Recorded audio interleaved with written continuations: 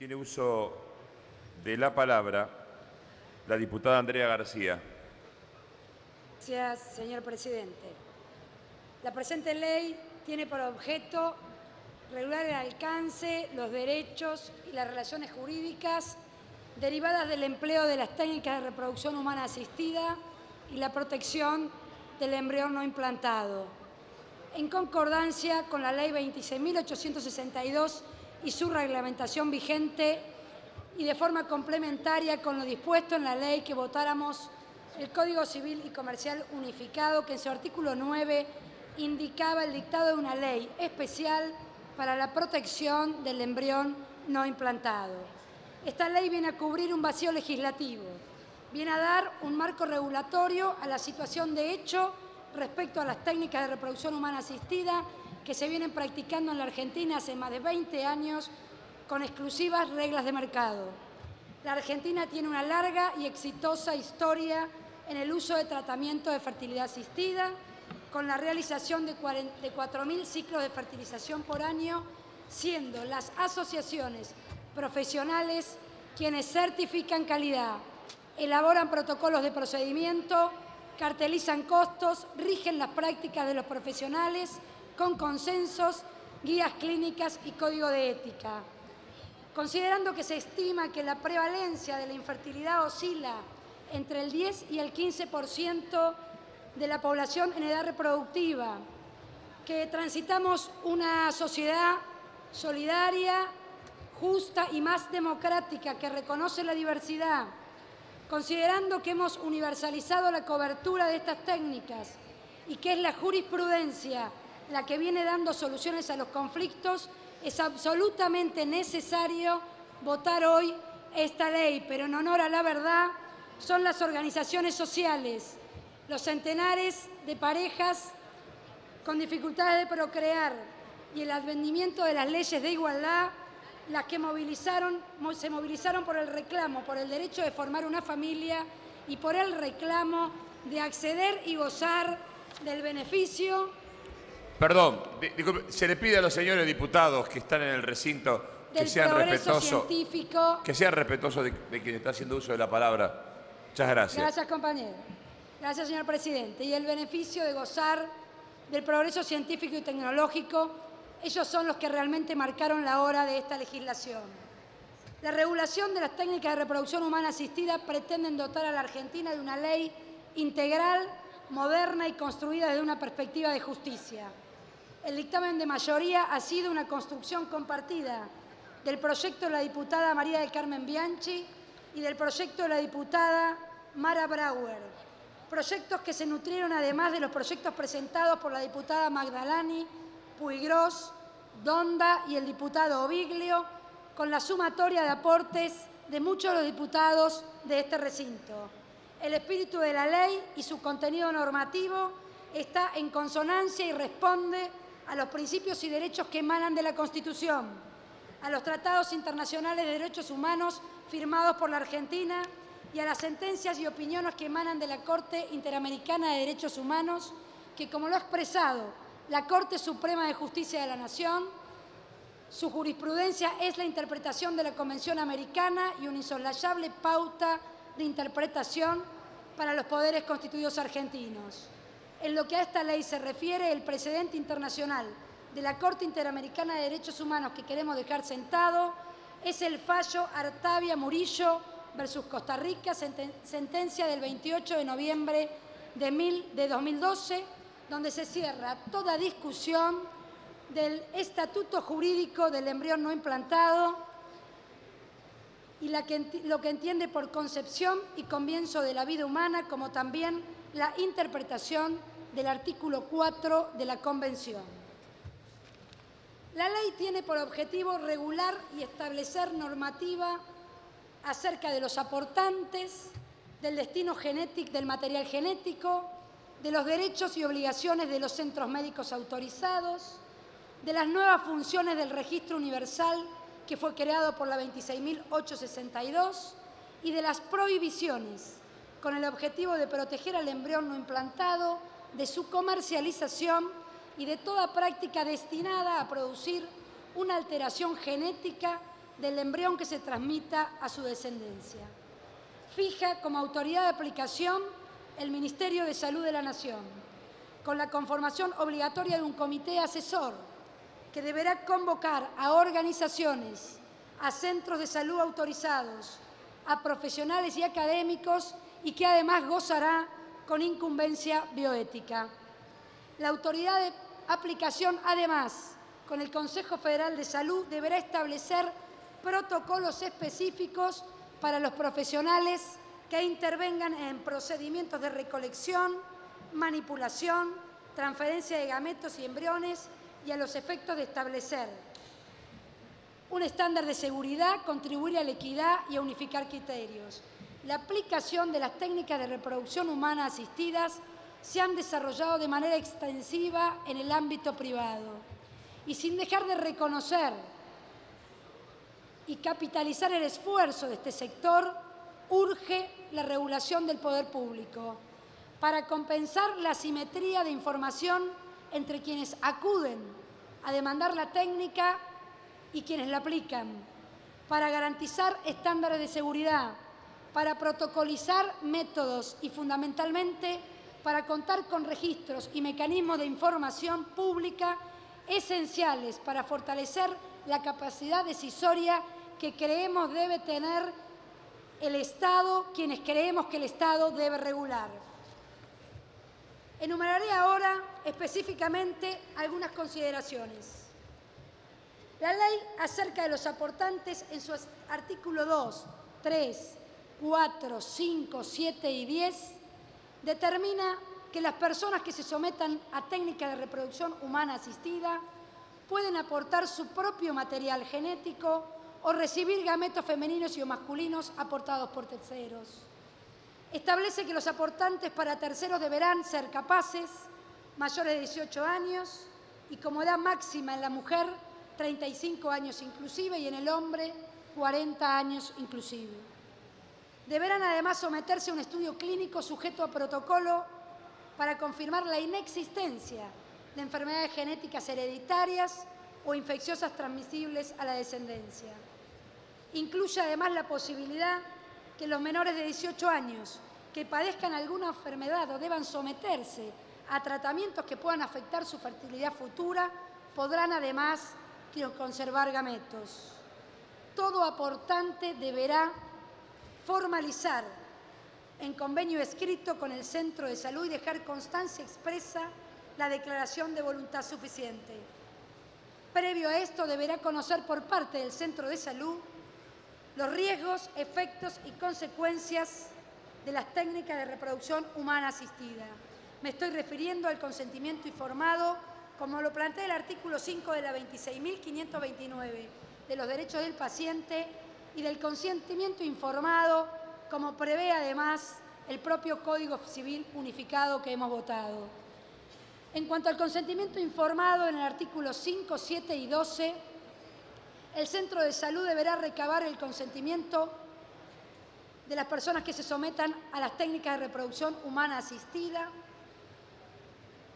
un consentimiento libremente revocable hasta que se haya producido la implantación del embrión y un consentimiento que deberá renovarse cada vez que se procede a la utilización de gametos o embriones, en el que se deberá dejar expresamente sentado, como lo proponen algunos otros bloques en la modificación del artículo 12, que cuando se conservaran embriones con material genético de ambos, el destino que se le dará en caso de divorcio, separación de hecho, nulidad de matrimonio o muerte de uno de ellos, deberá optar entre la posibilidad de que sean utilizados por otras personas o parejas, donados para la investigación o descartados. Igual decisión deberá tomar el aportante de gametos para terceros. En esta ley, acerca del material genético, se hace referencia y su destino en los artículos 5, 8, 9, 11, 12, 13 y 17. El proyecto de ley entiende que por centro de salud, al banco de gametos o embriones como cualquier otro centro sanitario habilitado para efectuar técnicas de reproducción humana asistida. Los gametos y embriones únicamente se conservarán en esos centros autorizados mediante las técnicas existentes o las homologadas por la autoridad de aplicación. El material genético de un mismo aportante podrá ser utilizado hasta en un máximo de 6 personas o parejas, siempre que de ello resultare nacimiento con vida. Y será la autoridad de aplicación quien podrá ampliar la cantidad de destinatarios, determinar la cantidad de aportes de un mismo aportante, considerando diferencias biológicas, diferencias en las técnicas, particularidades de la jurisdicción, pero siempre en observancia de los impedimentos legales. Los gametos aportados para terceros, como los gametos o embriones obtenidos de quienes se constituyan como beneficiarios de las técnicas, transcurridos un plazo de 10 años, deberán ser descartados o destinados a la investigación. El plazo de crioconservación podrá ser prorrogado por 5 años por manifestación expresa o abreviado si la persona o pareja decidiera donar sus gametos o embriones para otras personas o parejas al centro de salud. Prevalecerá el criterio médico en cuanto al uso de técnicas y al procedimiento homologado por autoridades de aplicación.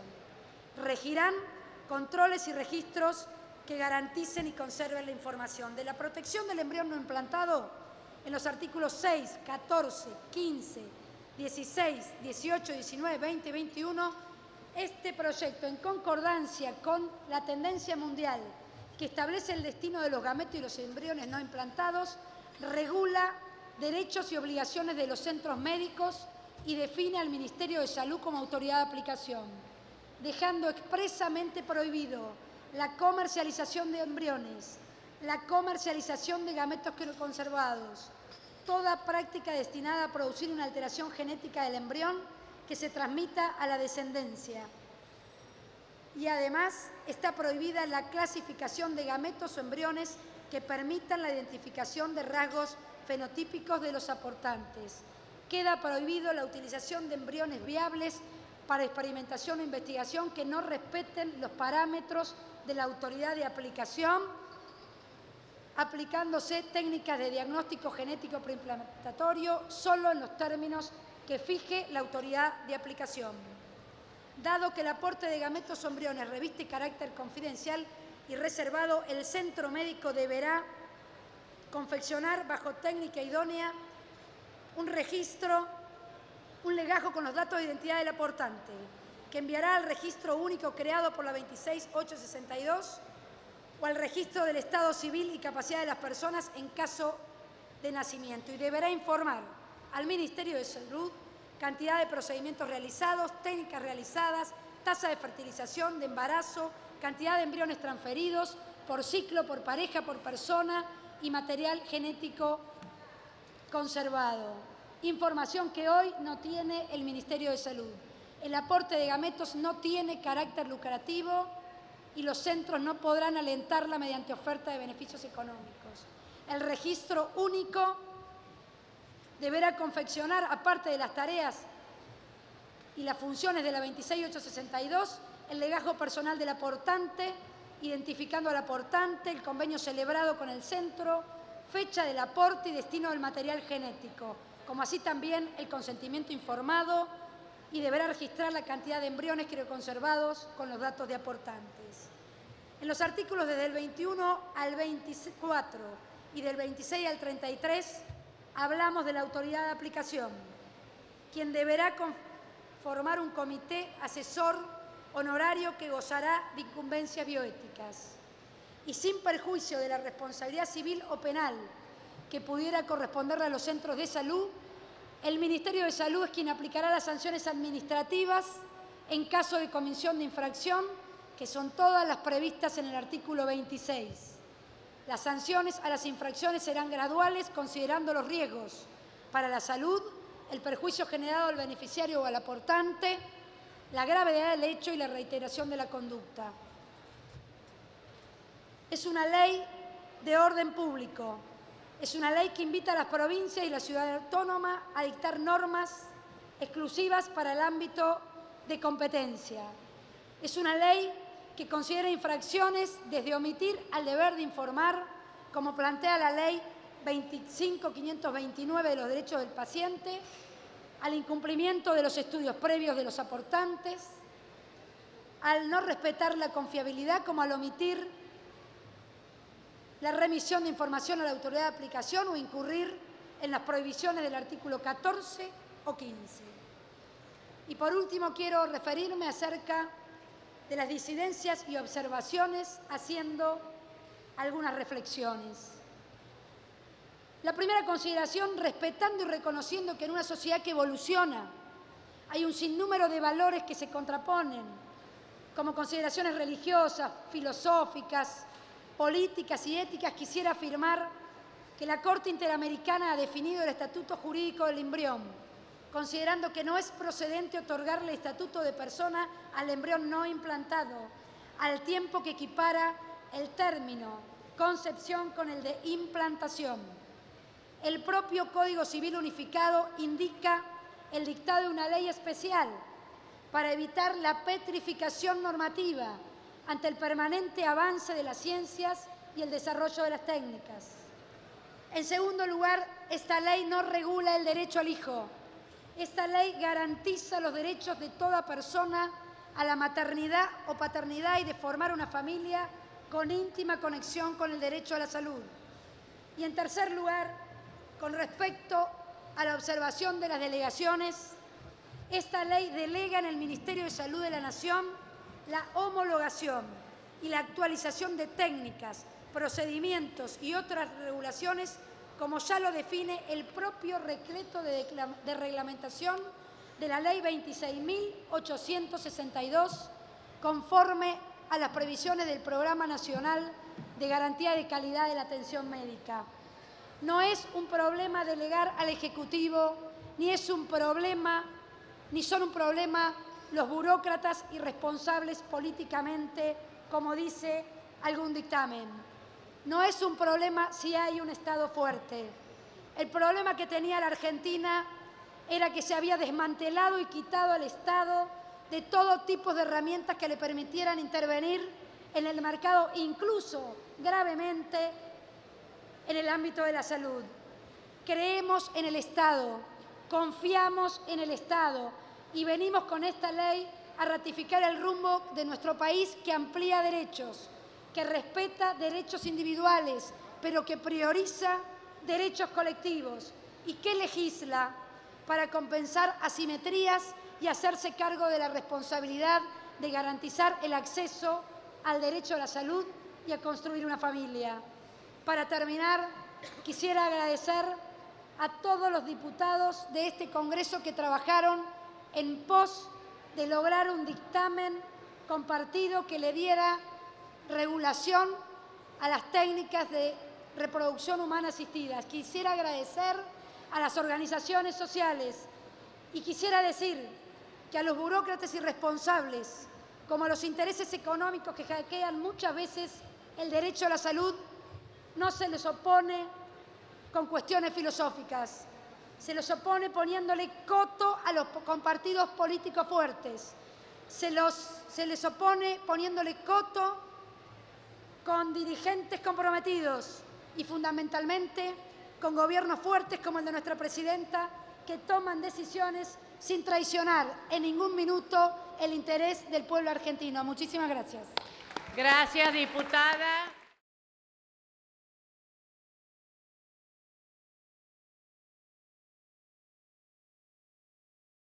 Tiene uso de la palabra la diputada Andrea García, Adela Segarra y Susana Canela, que comparten 10 minutos.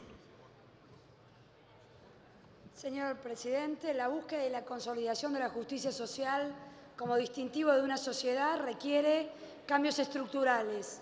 El proyecto de Ley Federal de Trabajo Social se inscribe en un largo proceso de lucha elaborado por la Federación Argentina de Asociaciones de Profesionales de Servicio Social, cuenta con el aval de la Federación Argentina de Unidades Académicas de Trabajo Social y es promovido fundamentalmente por la ministra de Desarrollo Social, Alicia Kirchner, quien me hiciera entrega del anteproyecto y que conjunto a otros diputados del Frente de la Victoria hemos traído al recinto.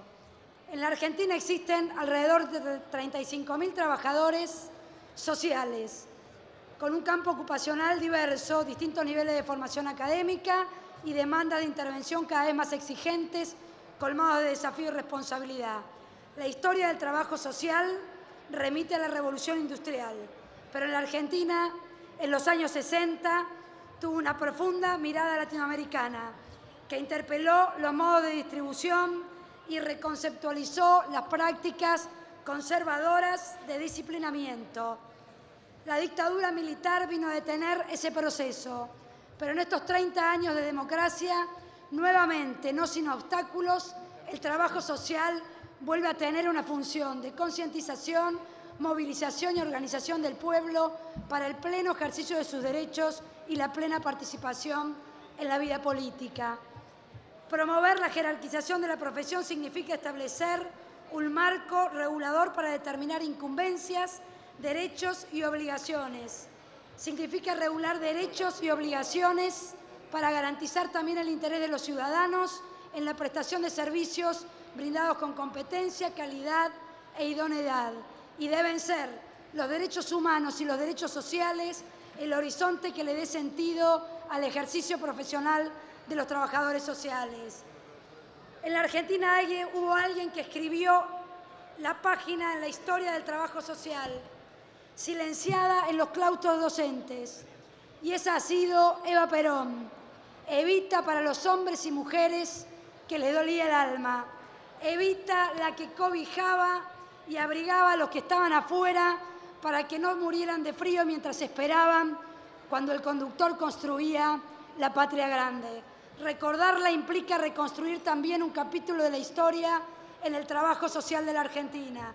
Recordarla resignifica la tarea cotidiana de los trabajadores sociales en cada rincón de la patria cuando abrazan al que sufre. Perdón, diputado, un minuto. Le pedimos, por favor, silencio a quienes están en el recinto. Cuando median en la conquista de un derecho o cuando fortalecen la participación y el ejercicio de la ciudadanía. Este proyecto de ley no es de mi autoría, es la lucha de trabajadores sociales de la Argentina.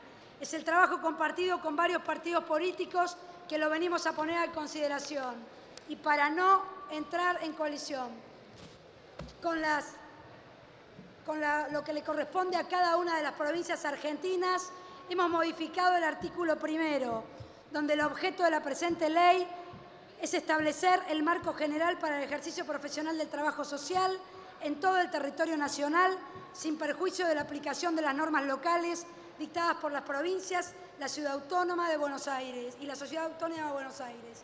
Incluimos en el artículo 4 la definición del trabajo social establecido por la Asamblea Mundial de la Federación Internacional de Trabajo Social. Y acotamos el artículo 6, 7 y 8 a la homologación de los títulos licenciado en Trabajo Social y licenciado en Servicio Social como licenciatura de Trabajo Social. Incorporaremos en el artículo 9, 10 y 11 incumbencias, derechos y obligaciones para los licenciados en Trabajo Social. Y el artículo 12 establecerá que los planes de estudio deberán ser por el Ministerio de Educación de la Nación, promoviendo ante los organismos que correspondan la adecuación de las currículas de todas las universidades estatales y de gestión privada conforme a la presente ley. Por razones de tiempo, quiero que dos trabajadoras sociales que pertenecen al Frente para la Victoria puedan hacer referencia a este proyecto. Este proyecto es el nombre de los trabajadores sociales que hoy no están en la Argentina y es la justificación histórica del propio peronismo. Muchísimas gracias, señor presidente.